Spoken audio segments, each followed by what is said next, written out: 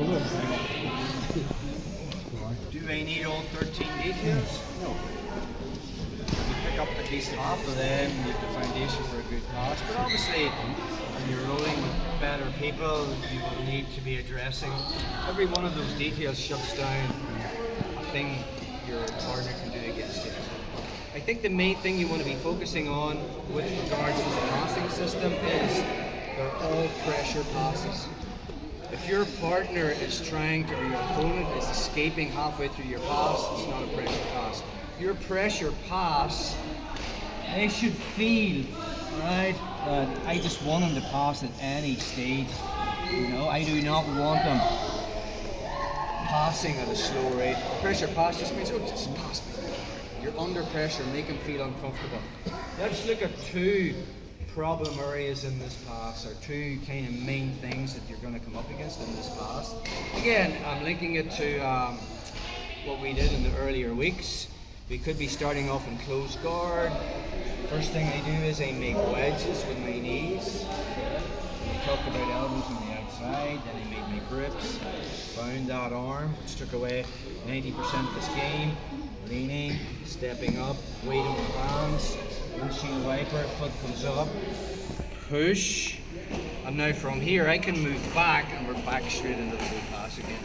You know, just level change down, wash. Okay, a problem area is if you mistime the level change. So say we're here, I get Carl's heels up, but as I drop down, I don't get it onto my shoulder and I get it here. It's on the crook of my arm, and probably what will happen is this little voice in your head will tell you, let's just pass the guard. Okay, the problem is there's too much space. Against a good player, when I throw Car's leg, he can get his guard back by turning his hip and turning to face me. Okay, so notice the way when I passed the guard, it was controlled. Try to turn your leg, Car. We're in. Also notice what Carl was doing. Did anyone notice? Which is unusual for Carl. He was doing something very smart. He was making a wedge here with my hip. So I'm going to address that first. Okay, so let's look at a more easier way of getting this to here. So once I level change down, I get his feet pointing up. I level change down. I mistimed it and it's here. So rather than trying to muscle this up, this hand's going to push on the knee. And watch what happens when I push this knee down. This one comes up. That makes sense? So it's just that, and then I'll level change. Again, that's a lot easier than just winging it. And then him hipping out and getting his guard back. So again, one more time on that. So same pass, we're just going to add in these two little details.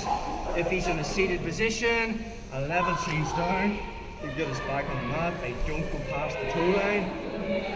Bring his feet up. Okay, from here as a level change, I mistimed it, and this ended up over my arm. So I just push this knee towards the mat. This one comes up, and now I'm in that sweet spot.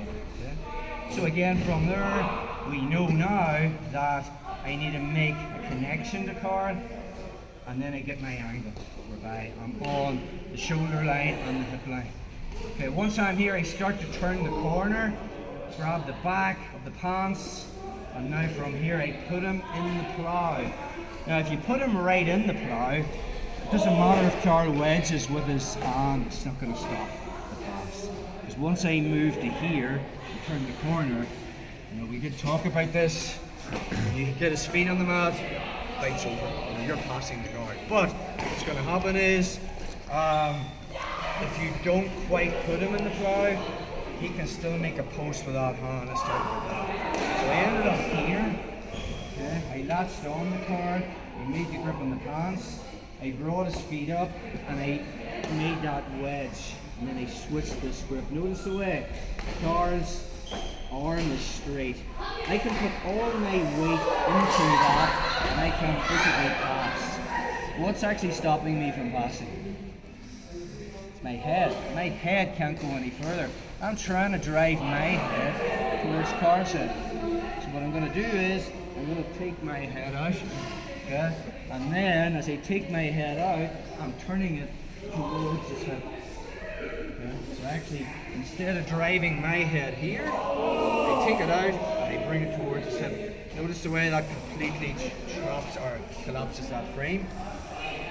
So, from our position, going past the toe line, get his feet in the air, level change down, he messed up. He's got this here, so I know if I push that, I can level change and get to here. So I don't go deep, because I know he's a nice man.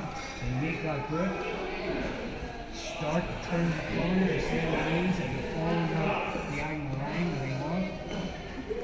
Now I make the perpendicular pants, as I get perpendicular, I put in the plow, this hand comes to here, but now this arm is stopping me from finishing the pass. Even if I put weight and pressure, that's a stiff arm. So all I'm going to do from here is, I take my head out and turn my head towards the pressing it through. Just 1 second. Watch what happens to this frame.